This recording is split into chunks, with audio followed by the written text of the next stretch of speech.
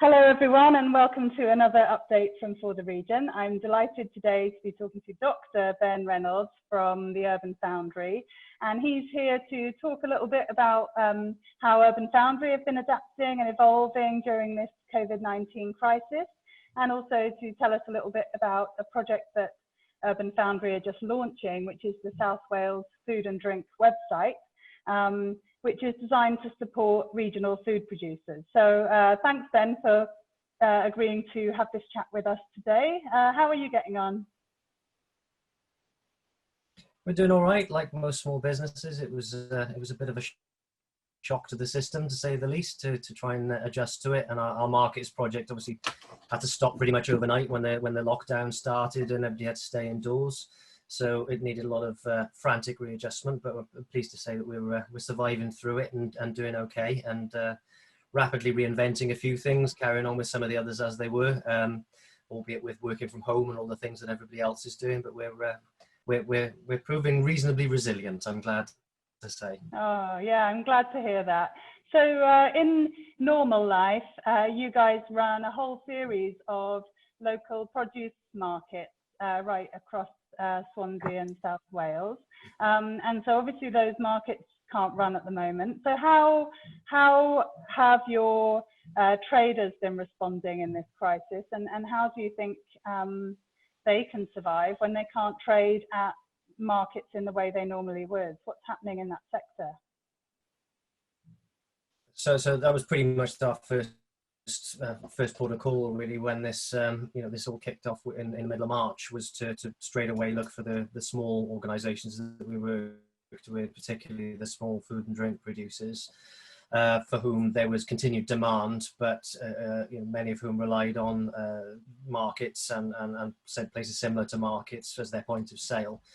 And so that rapidly disappeared. The last one we ran was Mumbles in March, at which point it was looking pretty evident that it was a case of when rather than if we were all going to go into lockdown. And traders had been going for 30, 40 years, on the verge of tears and kind of seeing their livelihoods potentially being wiped out, especially after a really awful winter where their trade had dropped anyway very significantly. I mean, they always planned for it to drop in the winter, but this winter was particularly bad. And so our immediate priority really was just kind of how, it was a bit like being on a plane, get your own oxygen mask on first. So we made sure that we could survive. And then straight away it was on to how do we keep those traders going. So the first thing was just promoting everybody we could promote. We produced a business support diagram, which we circulated, which was actually for everybody, but was particularly with a lot of those small producers in mind. In terms of, how do you survive, where can you get help, as the government was announcing the various different bits and pieces of support. We're finding particularly organisations that were very small, that didn't maybe have a finance department. The finance department's the same person as the marketing department, as the same person who answers the phone, who digs up the veg, who sells on the thing and makes the tea. People were getting a bit lost. So we produced a kind of flow chart diagram to try and make that easy, which was really popular and lots of people responded well to. We promoted everybody that we possibly could, gave advice to as many as we possibly could in terms of, all pro bono by that point. It was just a case of it all became about survival. It wasn't about business. It was just about kind of just trying to keep everybody going in the community. And then we moved on from that then to what you mentioned before, which was to try and create a website, which was one of the early lovely things that happened was the local area coordinators, the local authority in Swansea and some other local authorities started collating these lists of, traders. Community councils did the same. So people who could supply food, they weren't necessarily market traders. They were, some of them were small cafes that had maybe repurposed themselves to do takeaways or whatever else it might be. But what started out was a lovely idea, but what quickly happened with it was that traders were coming back to us and saying, well, it's great, it's lovely, but actually, in order for me to be viable, I need to trade in multiple areas. I can't just trade in Uplands or in Morriston or in Haverfordwest or whatever it is. For me to be viable, I need to go quite a large area, which means I've got to keep 7 different lists updated with current information. I'm relying on a third party to update that list for me. And on top of that, the lists weren't searchable. They weren't very easy to access, and that's no criticism of the people who put them together. It was all born of a really good desire just to try and keep people supplied with food, especially in those first early few weeks before the supermarket supply chains caught up, where we did have 2 weeks of, well, 3 was it, where you would go and there wasn't really any meat or veg on the shelves, plenty of tins and various other things. And so lots of people very quickly started discovering, local producers, local small food and drink suppliers. And so that sparked the thought of actually what can we do to try and make that process just easier, basically. So we created a website, which is the southwalesfoodanddrink.com, which was intended really just as a way of creating an easily searchable list of people who were able still to provide deliveries all from a pickup point, specifically focused on small local food and drink producers. When I say local, I mean kind of southwest Wales, from sort of Bridgend across to Ceredigion, which is roughly the area that most of the traders who come to our markets come from. That's where most of the small farms and small producers are located. And so we've produced the searchable directory. You can go on, have a look at it. It's free for anybody to use. The idea was that the traders can all go on, create their own profile, which means that then they can self-police their own profile. So if something changes or needs updating, they don't have to wait for someone else to do it. They can just log on with a password and just do it for themselves. You can search by produce, by where you're located, by dietary requirements, if it's vegan or if you want halal or whatever else it might be, and it'll do the job of that for you. So we got that up and running last Friday. So we did a soft launch of it over the weekend just to test it and make sure it all worked, and ironed out a few bugs with it. And so today, we've just started promoting it a bit more broadly now to the wider population. And it's really just about trying to get it out there as a means of people just reconnecting really with small local food and drink producers, not just as an immediate response to COVID, although that's its principal purpose first and foremost. It's also starting to think about, as we've done with our markets, really, how do we kind of create this more circular foundational economy where more of us are buying from local small food and drink and well, actually it doesn't have to be food and drink, it could be anything. We're focusing on food and drink for now, but how do we get more people buying more regularly and more frequently as a long-term habit, rather than just because the supermarket shelf happens to be empty, but actually as a long-term habit? How do we get people back into that that's kind of the way that we all used to buy things 40, 50 years ago, before the rise of the supermarket and the hypermarket and online retailing. And under no illusions that that's going to continue. But what we want to do is just try and level the playing field just a little bit, to try and get some of those traders to be able to compete in that kind of that marketplace where people are used to be able to click on a button and have something delivered to their door, which for small producers is really, really difficult. So first process is really creating this as a shop window. And what it does is create like a funnel and drives you to those individual traders who will still fulfill your order and take the money and do all the things that they do. If we can make that work at a scale that's large enough, and that's quite a big if, because that's what we're testing with this process, but if we can get enough kind of trade working through it, the next step of that is to start to look at, how do we progress that then? How do we move towards perhaps a kind of collated delivery option between multiple traders, where perhaps one on their own can't make it work, but where we could group them together. Similarly, many of them have struggled to get themselves online for online purchasing. So our next step is really sort of how do we move them from just directing traffic to their existing websites or a phone number or whatever it might be, to how do we get them into online sales, contactless payment, and all the other things that we take for granted from the supermarket. And I suppose that the challenge is to make it as easy for people to order from local suppliers as it would be to order from local supermarkets, and try and show how easy it can be. And as you say, the more you can streamline that process, both for the producers themselves, but also for the public and for the buyers, the greater hope we have of helping some of these new habits to stick after the COVID crisis is over. I mean, I saw an interesting statistic about the number of people, I don't know, I think it was 3 million more people have ordered a veg box from a local farm during lockdown for the first time. And, that's brilliant. And obviously that's a response, as you were saying, to the problems that the supermarkets were having, and general panic about food supplies. But the big question is how we reinforce that new habit and keep it once the crisis is over, because we know that we need to shorten our food supply chains anyway because of the climate emergency and the decarbonisation agenda. The more we can have local food supply chains and support agriculture and food production in our region, the more resilient we are going forward. So as you say, if we can build the scale around projects like this that seek to shine a light on regional producers, that all helps to build more resilience for the future. Yeah, absolutely. And one of the really lovely things to have seen is sort of the delight that some people have sort of shown when they've discovered that you can actually get this stuff locally, and also that's really good quality. And that, you know, sometimes it's a little bit more expensive, but actually it's not astronomically more expensive. And actually in many cases it's the same price or occasionally cheaper. So it's been lovely to see that. And we've seen that over the last 6-7 years of doing our markets project. And that would have been 7 years old this July in Uplands. And sadly, it looks like we're not going to be able to celebrate the 7th birthday in person. But that was the whole point of that sort of project, really, was that, you know, first and foremost, it was a people and place project, but it was also intended to be about reconnecting people with local produce, you know, local again being sort of South Wales, Welsh producers. And has been, if we do say so ourselves, phenomenally successful. And so it had actually been on our mind anyway about, well, what's, you know, over the past few years, it was about growing that project and doing more markets. But we were beginning already before the COVID crisis to start thinking about, well, we're probably doing enough markets now, which is not to say we wouldn't mind adding a few more, but we're starting to turn our minds already to, well, what next? What do we do to move beyond markets? How do we do more to kind of promote that kind of local produce? And we've been working on projects with the University of Wales, Trinity St David's over the last 18 months, 2 years, on an Interreg project, European funded project, which is partnership with Southern Ireland, which is about supporting micro businesses within this food and drink sector.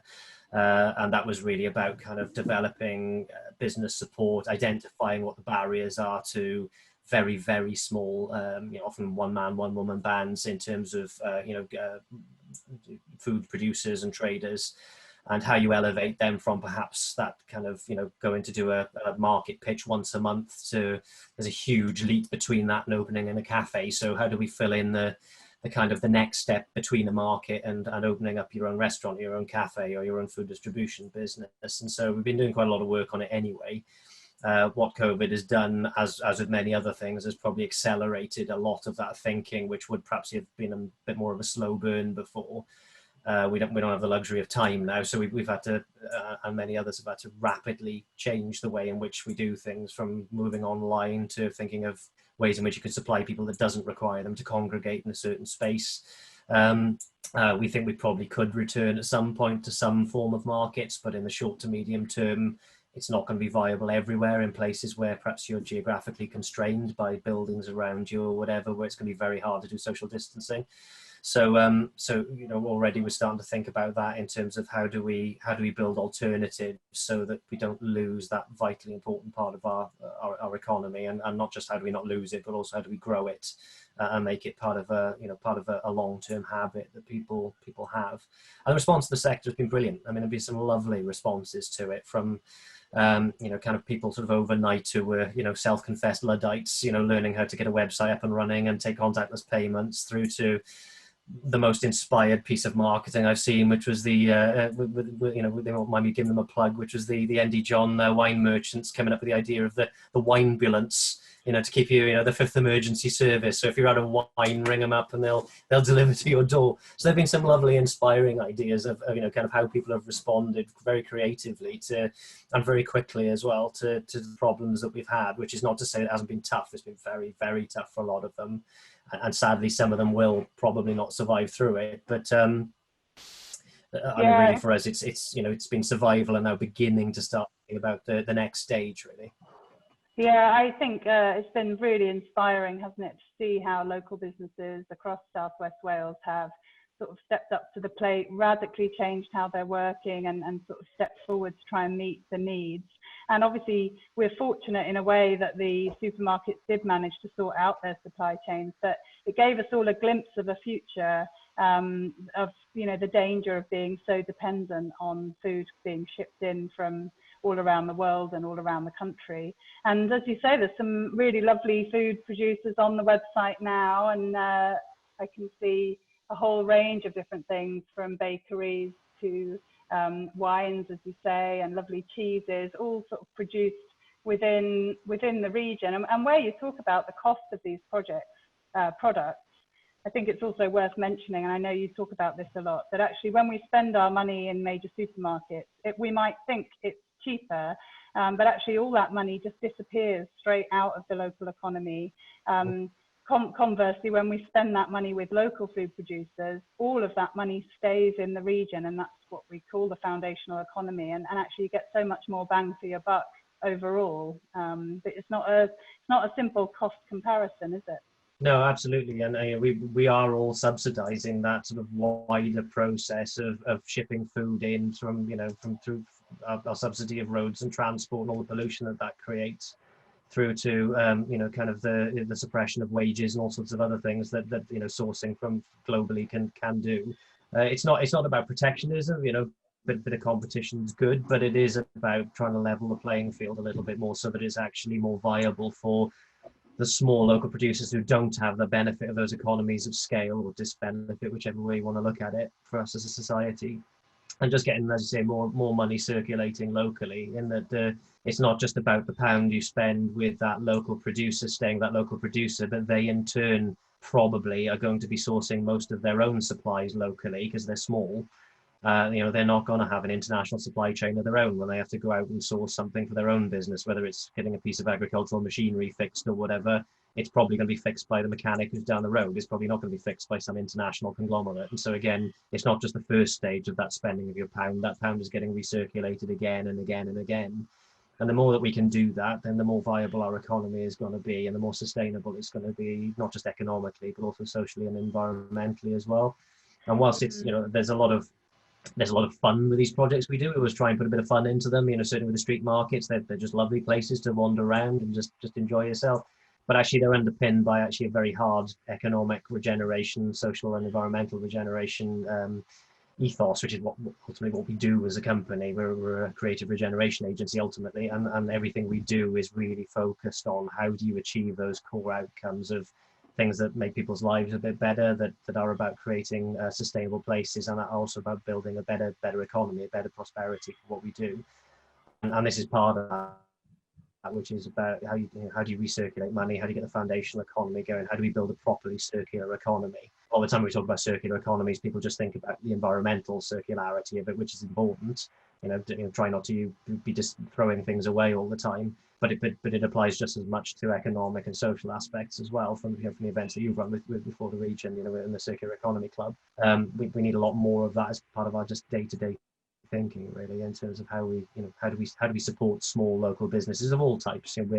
Our particular prism, because we run street markets, has been food and drink principally, also because it's classed as an essential supply. But that, we're also thinking about how do we expand this thinking now to things that are non-essential supplies, retailers, small businesses who have, many of whom at the moment have had to just, become dormant whilst we're all on lockdown, because that's the only way they can operate. But we're working with Bridgend Council at the moment on starting to look at how do they begin to revive their high street as the lockdown inevitably begins to ease at some point in the next few months. But probably footfall is going to stay suppressed. Even if we are allowed out again, a lot of people, if they don't have to, perhaps won't do so. And so we can't just rely on bouncing back to normal insofar as there was ever a normal. So we've got to start thinking about how do we get more people online, how do we find other ways of selling, how do we apply those sort of things about food distribution points, how do you apply that to other products and services. So it's sort of the thin end of the wedge at the moment. The first thing it was almost like the Band-Aid. It was the sticking plaster at the moment. With the website was really just try and drive some custom to them, just to keep them going, to keep them surviving and ticking over to the point at which we can start to think about, perhaps some of the more complicated stuff, which is about what does the new economy in a post-COVID world look like, even if they do find a cure at some point in a year, 18 months or whatever. It sort of feels like the world is certainly going to change, whether we want it to or not. And so the more in front of that we can get in terms of our thinking, the better. And this is just us doing our little bit to just try and contribute to that and start chipping away at it, really. Fantastic. Yeah, I think buying local is one way that we can all help support vulnerable, smaller businesses at this time. And I think it's worth the effort. And just browsing through the website, such a great way to just discover some of the real hidden gems and lovely food products that we can access just on our doorstep. So thank you so much for talking us through the project, Ben. The website URL is southwalesfoodanddrink.com. And really, just to echo what Ben has said, please share the website link with your network. Any food producers that you know of and small food and drink suppliers, make sure they're registered on there, and hop on yourself, discover some lovely local produce and help support our regional economy at the same time. Well, thank you, Ben. It's been lovely talking to you today, and I'm glad to hear you're pivoting in such a positive direction for the future. And I think, like us, you're both hopeful but not complacent about how much work there is to do to help our region recover. So thanks for talking about this project with us, and I'm sure we'll catch up again soon. A pleasure. Thank you very much for having me.